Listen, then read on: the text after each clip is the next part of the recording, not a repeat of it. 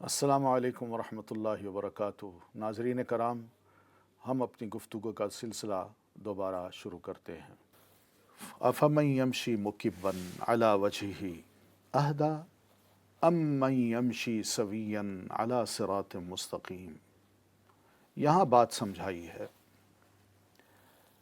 کہ جو حقیقت کو پہچان لے وہ واقعی سیدھا ہو کے چلتا ہے، وہ اپنی گردن کو، اپنی آنکھوں کو کھول لیتا ہے، اس کو محسوس ہوتا ہے، اس کی عقل، اس کی سمجھ، اس کا دل یقین کر لیتا ہے کہ واقعی مجھ پر کنٹرول کرنے والا کوئی اور ہے، مجھے کھلانے پلانے والا اللہ کی ذات ہے،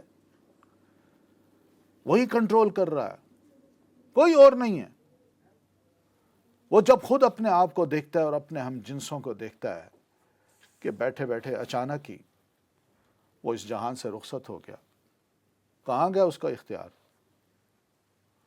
کہاں گئے اس کے دعوے، وہ خود بے بس ثابت ہوا۔ یہی وہ چیز ہے جو انسان کی آنکھیں کھول دیتی ہے کہ واقعی جو کچھ بھی کہا جاتا ہے یہ سب دھوکہ ہے، سب ناکام ہیں اللہ کے مقابلے میں، سب بے بس ہیں اللہ کے مقابلے میں، سب بے اختیار ہیں اس با اختیار ہستی کے مقابلے میں۔ تو اس لیے جب یہ تفریق یا یہ تمیز ایک انسان کو حاصل ہو جاتی ہے تو یہ وہ شخص ہے جو ہدایت پر ہے اور یہی سیدھا ہو کے چلتا ہے، سامنے دیکھتا ہے اور سیدھے راستے پہ چلا جاتا ہے۔ یہ مومن کی مثال ہے، مگر جو دوسرے ہیں وہ سیدھے نہیں ہوتے، وہ جھکتے ہیں، اوندھے ہو کے چلتے ہیں اور ادھر ادھر بھی دیکھتے ہیں۔ یہ سب چیزیں کمزوری کی علامت ہیں، بے بسی کی علامت ہیں۔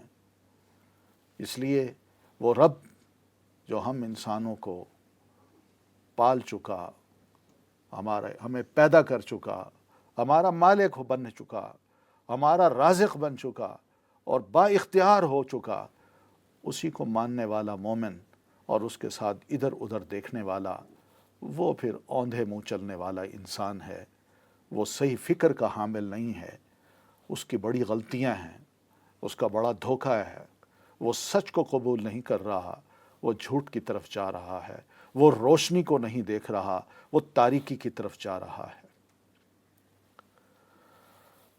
امن یمشی سویا علی صراط مستقیم، کیا خوبصورت بات کی اللہ تبارک و تعالیٰ نے۔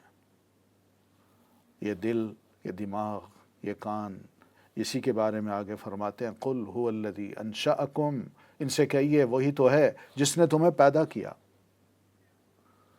ہم کیا تھے؟ کچھ بھی نہیں تھے، اور پھر کچھ سے کچھ بن گئے اور بنتے چلے جا رہے ہیں، اور پھر ایک وقت آئے گا کہ ہم کچھ نہیں ہوں گے۔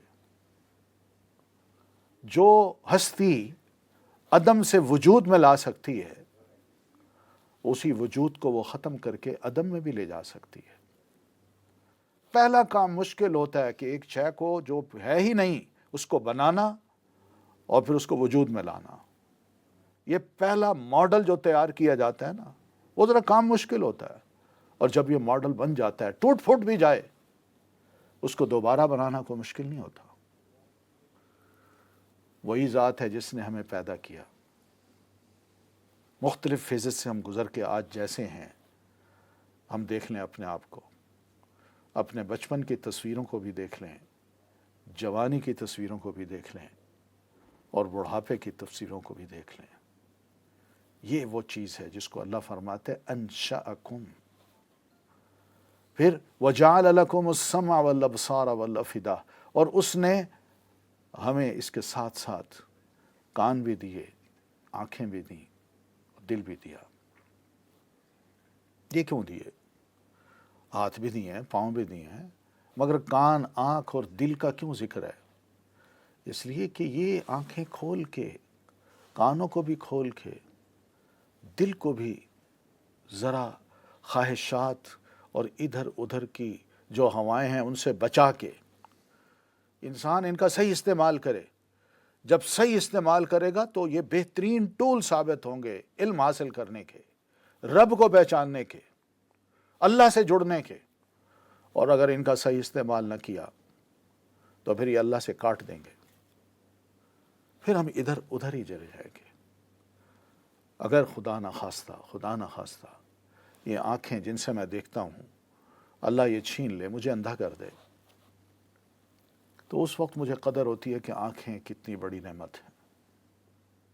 مگر چیز پا کے اس کا صحیح استعمال نہ کرنا یہ بہت بڑی ناشکری ہوتی ہے۔ شکر یہی ہوتا ہے کہ انسان اس چیز کو پا کے اس کی قدر کرے، اور جس کے پاس یہ نہیں ہے اس کو دیکھ کے رب کا شکر ادا کرے۔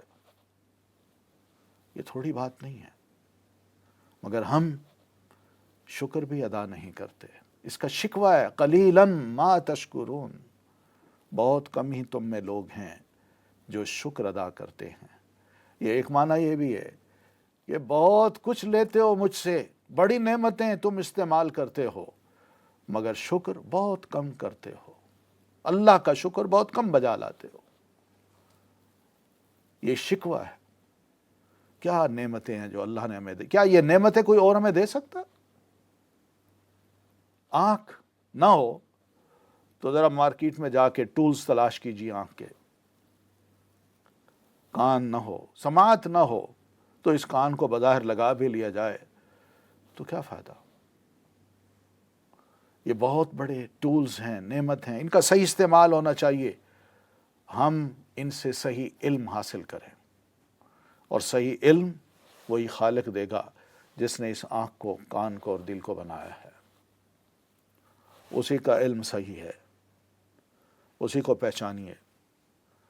میں جب کھانا کھانے بیٹھتا ہوں ضرور سوچا کروں کہ یہ روٹی، یہ کھانا جو میرے سامنے آیا ہے، کیا واقعی اتنا آسان ہے اس کو مہیا کرنا؟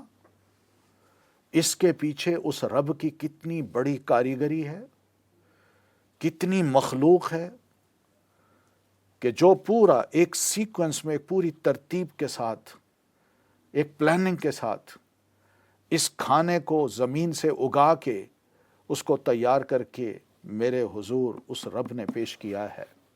کبھی میں نے غور کیا